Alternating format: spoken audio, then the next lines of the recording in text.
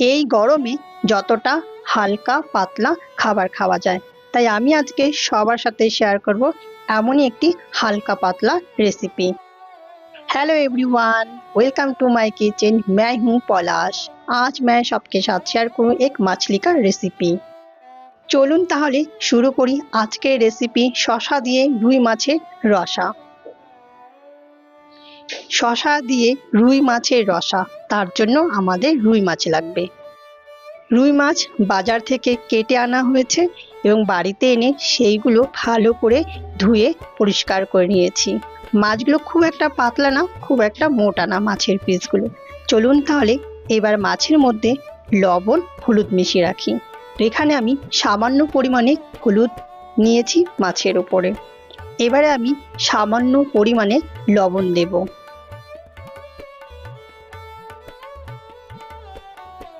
লবণ হলুদ দেওয়া হয়েছে, এবার ভালো করে মাছের গায়ে লবণ হলুদ মেখে মাছগুলোকে সাইড করে রেখে দেব।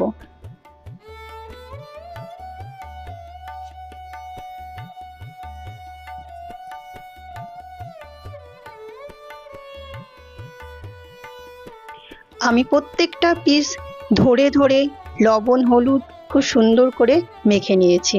তো এখানে আমার ম্যারিনেট হয়ে গেছে। এবার এগুলোকে সাইড করে রেখে দেব। শসা দিয়ে রুই মাছের রসা, তার জন্য কিন্তু শসা অবশ্যই দরকার। এখানে আমি শসা নিয়েছি, শসাগুলো পাকা। এখানে কচি শসা দিয়ে করলে একদম ভালো লাগবে না। তো শসাগুলো আমি কেটে ছুলে নেব। শসার দুই সাইড কেটে নিয়েছি। এবার ঘষে একটু কষগুলো বার করে নেব। কষ বার করে নিয়েছি, এবার একটু কেটে বাদ দিয়ে দেব। তারপরে শসাগুলো ছুলে নেব। এই রান্নাটাতে একদমই কচি শসা দিয়ে করা যাবে না, শসাটা একটু পাকা হতে হবে। তো আমি এইভাবে শসাটাকে ছুলে নেব। রান্না করার আগে শসাটাকে একটু খেয়ে দেখতে হবে, কারণ অনেক সময় শসা একটু তেতো ভাব হয়। তেতো হলে একদমই ভালো লাগবে না। শসাটাকে মাঝখান দিয়ে আমি কেটে নেব এবং শসাটাকে আমি লম্বা করে কাটব। শসাটা আমি 4 টুকরো করেছি, এটাকে আবার 8 টুকরো করে নেব। একদম বেশি মোটাও রাখবো না, আবার একদম পাতলাও করব না। তো আমি এইরকম করে সরু লম্বা করে কেটে নিয়েছি। শসার বীজ যেহেতু একটু পাকা, তাই কেটে বাদ দিয়ে দেব।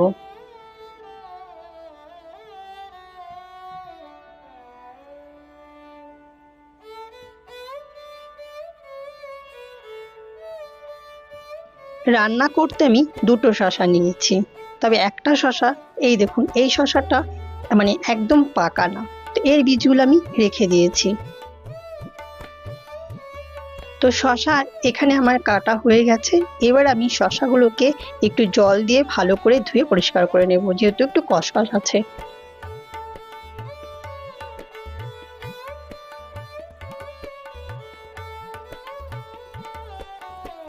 জল দিয়ে ধোয়া হয়ে গেছে, এবার একটা বাটিতে তুলবো। আমি দেখাচ্ছি আপনাদের পিসগুলো আমি লম্বা করে কেটেছি, এই দেখুন।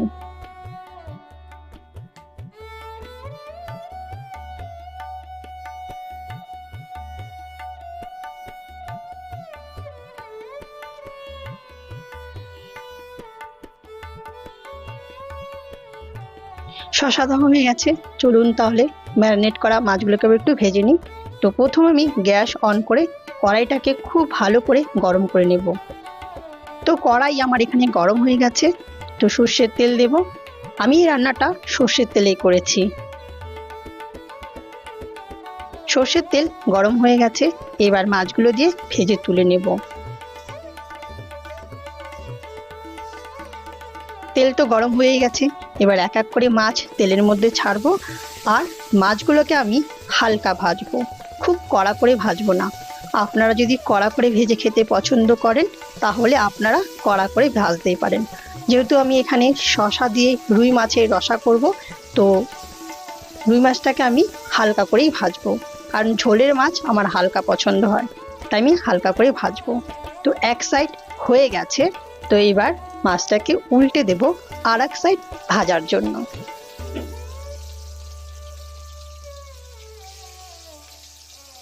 দুই সাইড হালকা ভাজা হয়ে গেছে, এবার একটা প্লেটে তুলে নেব।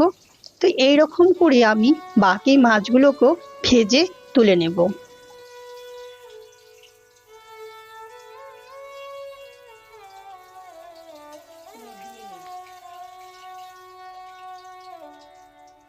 বাকি মাছগুলো ভাজা হয়ে গেছে, তো ওইগুলো আমি একটা প্লেটে তুলে নেব।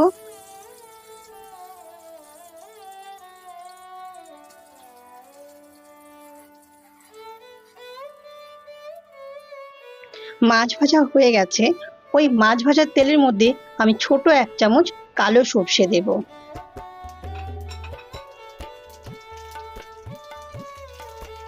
এবারে আমি কেটে রাখা শসাগুলো দিয়ে দেব। শসাগুলো দেওয়ার পর একটু হালকা নেড়ে চেড়ে নেব।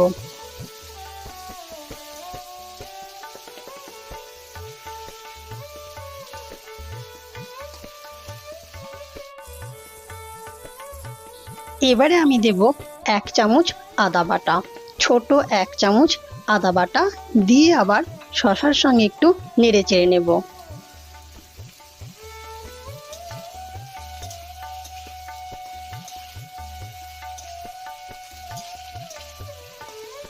এবারে আমি দেব কাঁচা লঙ্কা বাটা।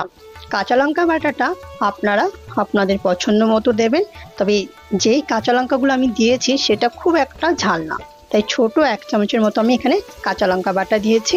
দিয়ে এবার শসা সঙ্গে ভালো করে মিশিয়ে নেব। এবারে আমি স্বাদ অনুসার একটু লবণ দেব। লবণ দেওয়াতে শসার থেকে একটু জল ছাড়বে।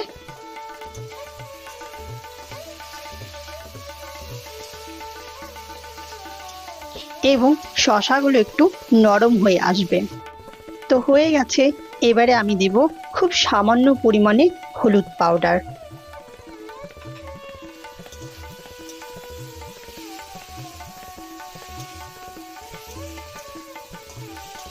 হলুদ পাউডার দিয়ে দিয়েছি, ভালো করে শসার সঙ্গে মিশিয়ে নিয়েছি। এবার সামান্য পরিমাণে একটু জল দিয়ে আবার ভালো করে একটু শসা সঙ্গে কষিয়ে নেব।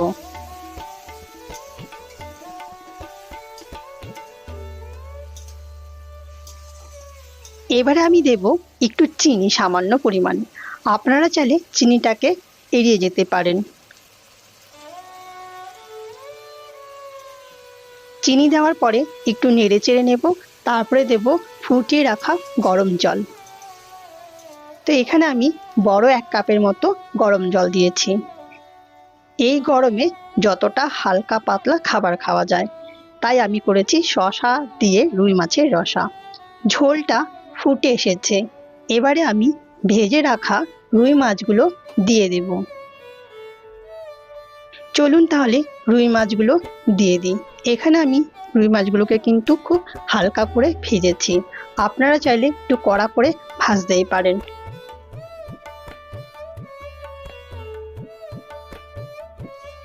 আর একটু স্বাদ বাড়ানোর জন্য ওপর থেকে আমি চেরা কাঁচা লঙ্কা দিয়ে দেব।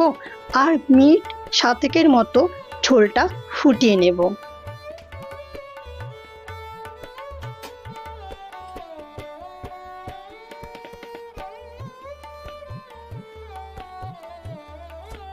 সাত মিনিট হয়ে গেছে, এই দেখুন।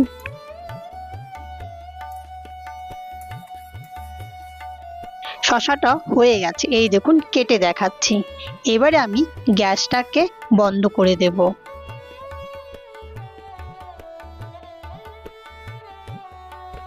এবার আমি একটা বাটিতে উঠিয়ে নেব শসা দিয়ে রুই মাছের রসা।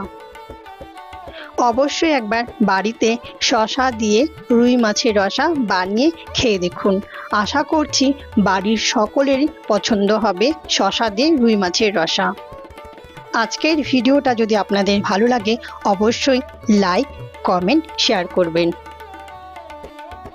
আজকের মতো এই পর্যন্ত, আবার নতুন রেসিপি নিয়ে হাজির হয়ে যাব। সবাই ভালো থাকবেন, সুস্থ থাকবেন। এতক্ষণ সঙ্গে থাকার জন্য सबाइके धन्यवाद।